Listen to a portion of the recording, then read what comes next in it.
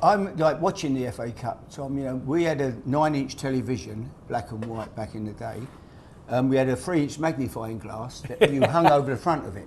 We all sit on the floor watching the cup final. You know, that was my first memories of every year. Like the cup final at 12 o'clock, you're ready to sit and getting warmed up for the game.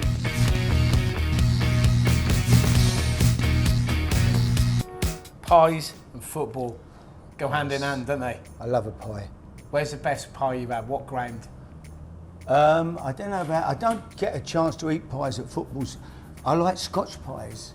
When I got to Scotland, yeah, I like the Scotch pies. They come up. I was there one day at a game. I think it was St Johnstone. There was about 600 people watching this game, freezing cold. Suddenly they all started disappearing. 10 minutes to half time.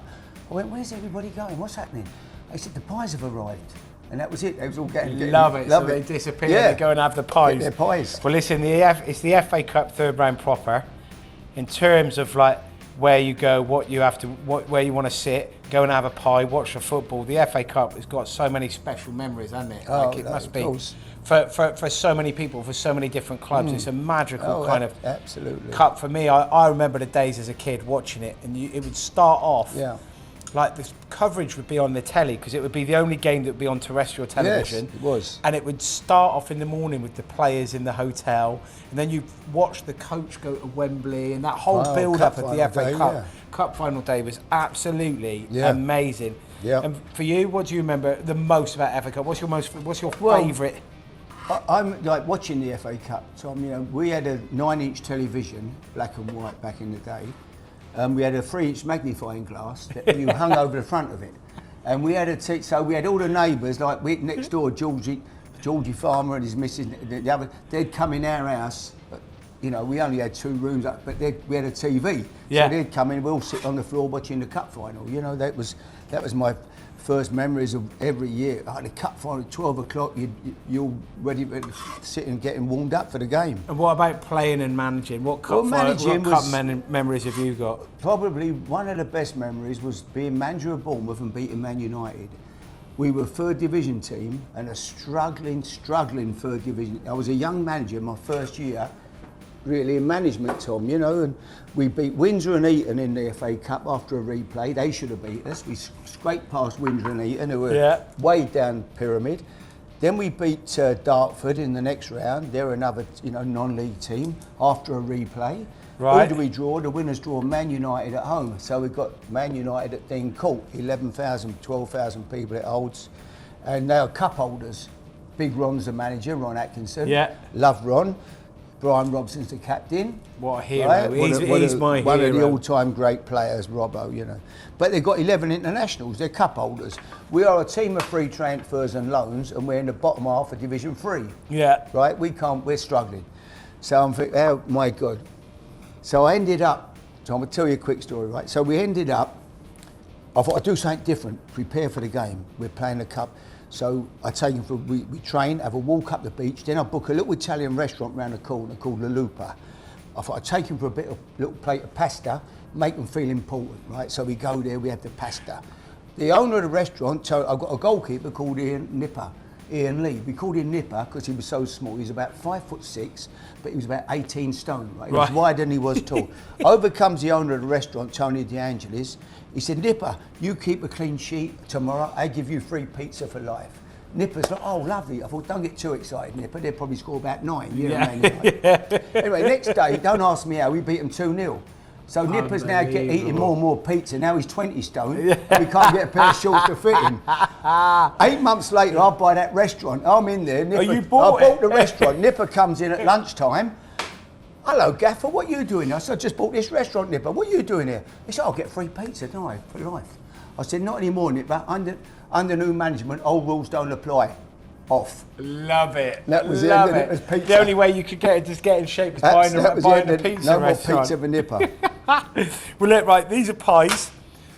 pies and football. So this is Right. a braise, right? So we've got some lamb shank or lamb shoulder, either way, it doesn't matter. Some turnips, some Swedes, some carrots, some potatoes, some pickled onions, Right. and some mint sauce, right? And Oh, I it love goes mint so sauce, nicely mint together. sauce. Cook it out, braise it for a long, long time, leave it to cool, and then we put it into a pie like this. So it's called a pot pie. So it's Right. done in a little pot and with a lid on the top. So it's puff pastry on the top, little sprinkle of rock salt, and some sprinkling of thyme leaves on it. Okay, Right, we're going to right. stick this in the oven, right? So all the braising is done, all the work's done. All we're going to do is do. I mean, you could do it leftover casserole. Sandra, make a nice casserole. Yeah. Yeah, anything left over, you can stick that in a pot, leave it go cold, put a puff pastry lid on it and whack it in the oven, which is exactly what I'm going to do here. These go into the oven. We bake them. God.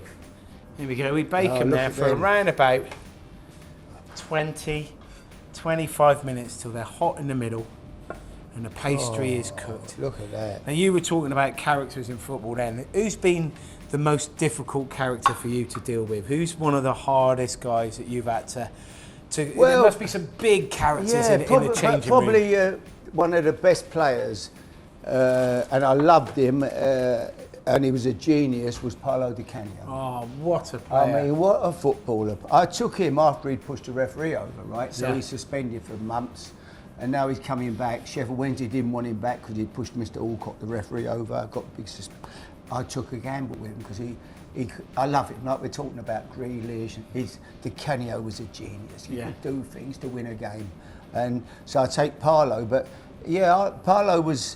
You know, we come in. He was a perfectionist, great trainer, ate the right foods, didn't drink, looked after himself, but could throw a tantrum any minute. One morning he'd walk in and he'd be singing. He'd have the sunglasses on, suit, Volare. He'd be singing. You know, next day he'd come in with the ump, kick my doors. He'd walk past his club, his shit club. You know. And anyway, I'm out there, so he'd come and see me. Gaffer, we are stretching. Razor Ruddock, he is supposed to be stretching. No. Last night, he's saying, I had 14 pints of 3 kebabs. We are supposed to be professional. You have to speak with Razor Ruddock. Leave it to me, Paolo, I'll sort him out. Never did. No, I'd be too scared to speak to Razor, I love Razor and all.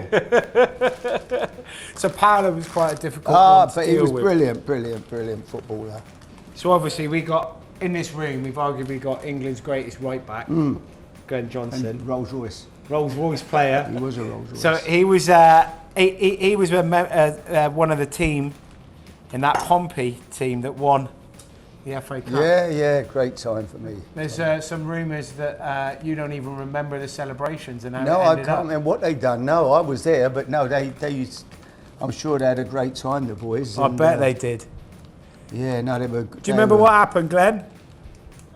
Not really. He was that good. That's a good sign when celebrations go out of hand and no one can remember. We had a lot of African players, Glenn, didn't we? You know, Muntari, Big Booba Dia, all that group, they were fantastic. And we went on safari to we went to South Africa on tour. Then we ended up played in Nigeria. And we ended up on a safari. So we got to be up past 5 next morning on the jeeps to go and find some elephants and tigers. And the first night there, they come to see me. I said, everybody up past 5 in the morning, breakfast, and then we're on the jeeps. Gaffer, we are from Africa. We have seen lions and elephants all our life. We don't want to be up at past 5 in the morning. They're not interested. Next day, there's no one on the jeeps, only me and a couple of the coaches. They was all in bed still. Right then, pie, mash, Oh, look at that. bit of mint sauce. It's a little bit like pie, mash and liquor. Remember those days? Yeah, absolutely. Still Yeah, have my it. friend, get in there. I'm still into pie Careful, mash. because the black side of that Is will it? be hot, all right? So you've got a little bit of puff pastry on the top, the braised lamb through the middle, but any leftover casserole here, you need Yep. something else. Yeah. Okay. Fighting irons. Any leftover casserole or stews, you can do exactly the same sort of thing. Bit of mashed potato, lovely mix of the pie, Oh, that looks amazing. put a lid on it, stick it in the oven, job done. Oh my God. Happy with that? Oh, how good is that? Nice and simple. See, that's it. Sandra can do the casserole. I know. All you got to do is get the puff Eat it. pastry, stick it on the top. She can do the casserole and I'll eat it. Almost as good as winning the FA Cup. That is definitely, that was fantastic.